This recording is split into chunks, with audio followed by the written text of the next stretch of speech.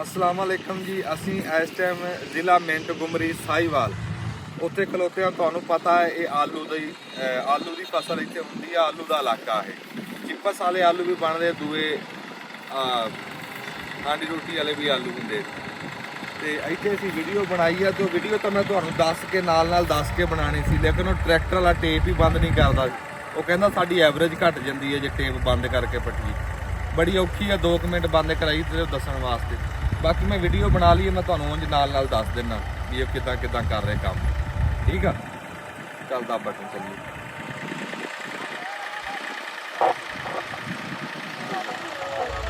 चलाती टेप बंद कर। ਲਓ ਜੀ, ਜ਼ਿਲ੍ਹਾ ਮਿੰਟ ਗੁਮਰੀ ਸਾਹੀਵਾਲ। ਇਹਦੇ 'ਚ ਆਲੂਆਂ ਦਾ ਮੀਂਹ ਪਿਆ। ਤੁਸੀਂ ਰੋਡਾਂ 'ਤੇ ਲੰਘਦੇ ਟੱਪਦੇ ਦੇਖਿਆ ਹੋਣਾ ਵੀ ਜਿੱਧਰ ਨਿਗਾਹ ਪੈਂਦੀ ਨਾ ਖੇਤਾਂ 'ਚ ਆਲੂ ਹੀ ਆਲੂ ਪਏ ਆ, ਆਲਮ ਸ਼ੇਰ ਦੇ ਢੇਰ ਲੱਗੇ।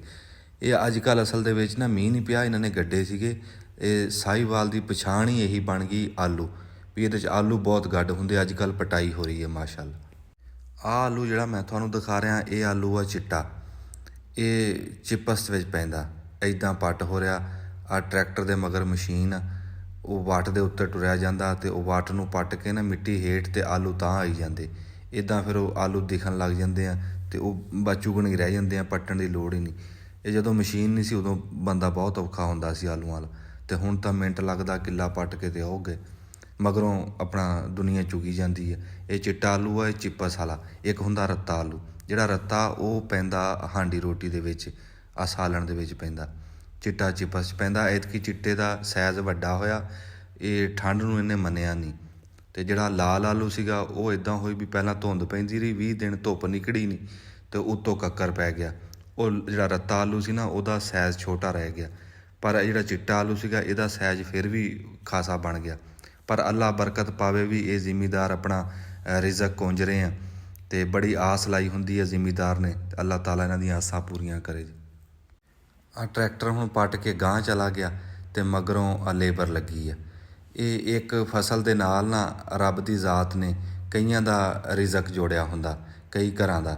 ਵੀ ਇਹ ਰੱਬ ਦੀ ਖਾਸ ਰਹਿਮਤ ਆ ਕਿਸਾਨੀ ਉੱਤੇ, ਵੀ ਇੱਕ ਫਸਲ ਦੇ ਨਾਲ ਕਈ ਘਰਾਂ ਦਾ ਚੁੱਲ੍ਹਾ ਚੱਲਦਾ। ਹੁਣ ਉਹ ਟਰੈਕਟਰ ਵਾਲਾ ਪੱਟ ਕੇ ਚਲਾ ਗਿਆ, ਮਗਰੋਂ ਆ ਲੇਬਰ ਲੱਗੀ ਆ। ਸਾਡੀਆਂ ਮਾਵਾਂ ਭੈਣਾਂ, ਸਾਡੀਆਂ ਧੀਆਂ, ਉਹ ਬੱਚੇ ਉਹ ਨਾਲ ਖੇਡਦੇ, ਨਾਲ ਆਪਣਾ ਕੰਮ ਕਰੀ ਜਾਂਦੇ, ਆਪਣੀ ਰੋਜ਼ੀ ਕਮਾਈ ਜਾਂਦੇ। ਇਹ ਮਗਰੋਂ ਆਲੂ ਚੁੱਕ ਚੁੱਕ ਕੇ ਨਾ ਇੱਕ ਥਾਂ 'ਤੇ ਲਾ ਦਿੰਦੇ ਆ ਢੇਰ, ਅਤੇ ਉਹ ਫਿਰ ਕੁੰਜਣਾ ਸੌਖਾ ਹੋ ਜਾਂਦਾ, ਖੇਤ ਵਿਹਲਾ ਹੋ ਜਾਂਦਾ। ਅਗਲੀ ਫਸਲ ਵੀ ਲਾਣੀ ਹੁੰਦੀ ਹੈ, ਉਹ ਅਗਲੀ ਫਸਲ ਇਸੇ ਵੱਤਰ 'ਚ ਲੱਗ ਜਾਂਦੀ ਹੈ। ਪਰ ਮੈਂ ਫਿਰ ਦੱਸੂਗਾ ਵੀ ਕਿਸਾਨੀ ਦੇ ਉੱਤੇ ਰੱਬ ਦੀ ਬੜੀ ਰਹਿਮਤ ਆ, ਵੀ ਇੱਕ ਕੰਮ ਦੇ ਨਾਲ ਨਾ ਕਈ ਘਰ ਜੁੜੇ ਹੁੰਦੇ ਆ। ਫਿਰ ਉਹ ਕਈਆਂ ਘਰਾਂ ਦਾ ਅੱਲਾ ਦੀ ਜ਼ਾਤ ਰੋਜ਼ੀ ਦਾ ਵਸੀਲਾ ਬਣਾਈ ਜਾਂਦੀ ਹੈ। ਆਮ ਤੁਸੀਂ ਦੇਖਦੇ ਪਏ ਆ ਕਿੰਨੀ ਖਲਕਤ ਲੱਗੀ ਆ, ਵੀ ਜਿਹੜੀ ਉਹ ਚੁੱਕ ਚੁੱਕ ਕੇ ਆਲੂ ਨਾ ਉਹ ਇੱਕ ਥਾਂ 'ਤੇ ਢੇਰ ਲਾਈ ਜਾਂਦੇ ਆ, ਲੇਬਰਾਂ ਲੱਗੀਆਂ। ਇੱਦਾਂ ਹੀ ਮੈਂ ਉਹ ਸੜਕ ਤੋਂ ਗੁਜ਼ਰਿਆ ਨਾ, ਅਤੇ ਥਾਂ ਥਾਂ 'ਤੇ ਲੇਬਰਾਂ ਲੱਗੀਆਂ। ਖਬਰੇ ਇਸ ਆਲੂ ਦੇ ਸਿਰ 'ਤੇ ਕਿੰਨੇ ਘਰਾਂ ਦੇ ਚੁੱਲ੍ਹੇ ਜਲਦੇ ਹੋਣਗੇ, ਅਤੇ ਕਿੰਨਿਆਂ ਦੇ ਉੱਤੇ ਰੋਜ਼ੀ ਰੱਬ ਨੇ ਖੋਲ੍ਹੀ। ਆ ਹੁਣ ਬਾਬਾ ਬੈਠਾ ਸੋਚਦਾ ਵੀ ਖਬਰੇ ਰੇਟ ਕੀ ਲੱਗੂਗਾ, ਕੀ ਬਣੂਗਾ। ਲਾਜੂ ਬੈਠੇ ਆਲੂ। ਅੱਲਾ ਦੀ ਜ਼ਾਤ ਖੈਰ ਕਰੂਗੀ, ਬਾਬਾ ਤਕੜਾ ਹੋ। ਸਾਡੀ ਤਾਂ ਦੁਆ ਵੀ ਅੱਲਾ ਰਿਜ਼ਕ ਦੇਵੇ ਜ਼ਿਮੀਦਾਰ ਨੂੰ। ਇਹ ਧੀਆਂ ਪੁੱਤਰਾਂ ਤਰ੍ਹਾਂ ਫਸਲਾਂ ਪਲਦੀਆਂ, ਅਤੇ ਅੱਲਾ ਰੇਟ ਲਾਵੇ, ਅੱਲਾ ਬਰਕਤ ਦੇਵੇ।